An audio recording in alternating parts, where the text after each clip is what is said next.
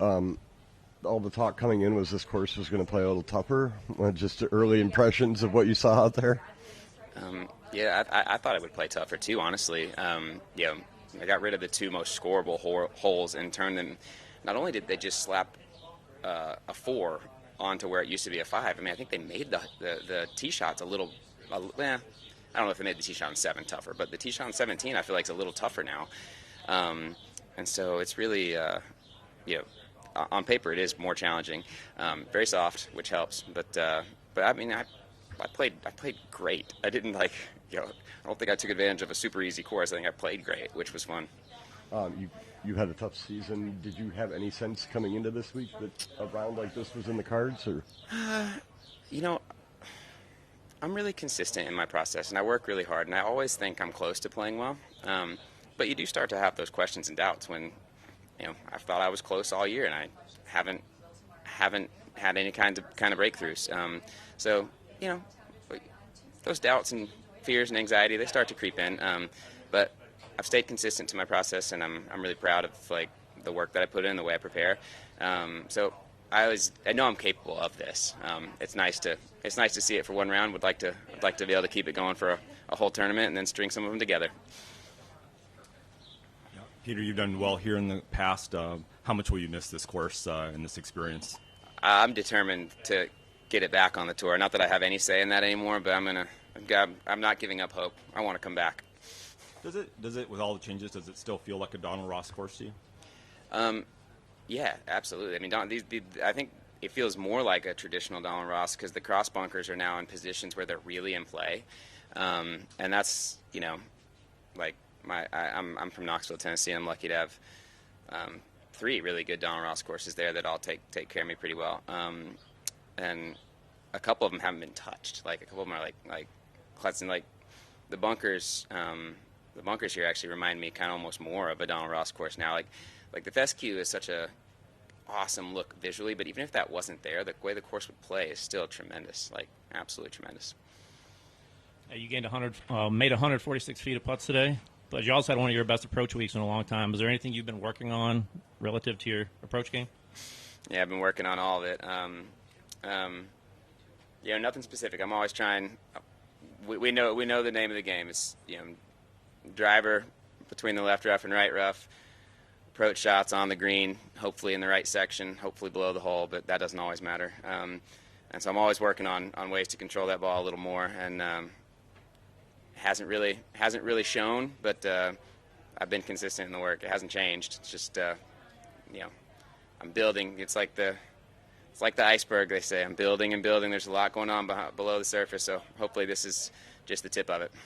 Peter, those first 9 or 11 holes, that's kind of like what you guys are always chasing. We spend years trying to get that. I'm curious, the mental side, like what are you thinking when you're in the zone, knowing you're in the zone, wanting to stay in the zone as long as you can?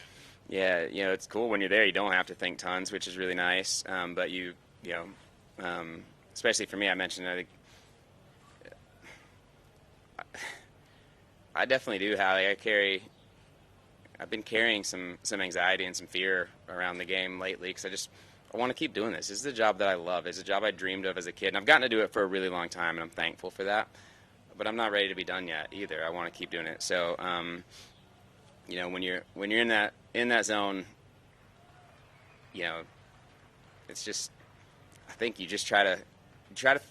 For me today, what I was doing today was trying to figure out, or trying to just think about the things that helped me get there, which were a lot of presence, and honestly, I said this to Michael Collins out there. It was a long answer. You guys don't need to hear the whole thing, but I was kind of at a low point last week. I worked really hard on some stuff, and it just didn't quite work, and I played awful. And so this week I was really determined to have a bit of a new mindset. Like everyone always talks about my attitude and how good it is, and all they mean by that is like I'm still nice even when I suck. Like that's basically what they mean. It doesn't really help to have a good attitude if you shoot 74. But I'm still nice even when I shoot 74, so people think I have a really good attitude, and that's good. I'd rather people think that than think I have a terrible attitude. But last week, I was still nice to people, but inside I was horrible to myself. I felt awful. And so this week I was determined, going in this week, I was going to do 2 things. I was going to really enjoy my good shots, And when I hit bad shots, I wasn't going to let that be a reflection of me and who I am, and like I was going to let it be like a data set, like what's going on and how can I improve. And so I really felt that today on the course. It's like I never, even in the beginning, before I knew it was going to be a special day, I didn't feel the same level of like anxiety of like if I hit a bad shot, it means I suck. Like I just felt no, I'm going to enjoy the good ones, and if I hit a bad one, I'm going to figure out why and how can I improve. And that mindset was really, really helpful for me. So I think that maybe helped trigger the zone a little bit for me. And if I come out tomorrow and try to or expect to or want to have a chance to shoot 59 again, like that's probably not the right thing to do. But I'm going to come out tomorrow and just try to have the same mindset. I'm really going to enjoy my good shots, and if I hit bad ones, I'm just going to try to learn from them. And so that's where my mindset kind of was and will be going forward. Enjoying the good shots. How much did you enjoy the putt on 11?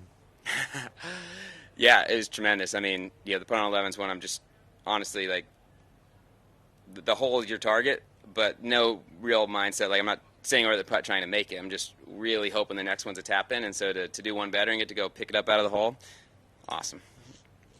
Can you just shed some light on the battle, going back to the time since the Valspar win, of wanting to have that positivity, internal and external, in light of a lack of results in the scorecard? Yeah, I mean, it's brutally Positive attitude.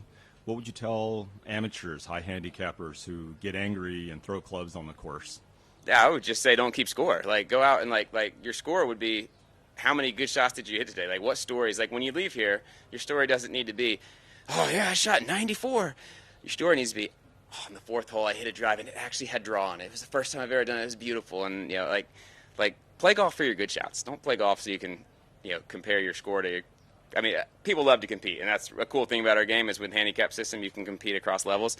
But like, I don't know, like if I had never played another tournament, I would still appreciate a really good golf shot. It'd be really fun, like to go hit some. So that's what I'd say to amateurs, just like don't be obsessed with your score. Be obsessed with like hitting good shots. Like can you hit a few good ones and remember those? It'd be awesome.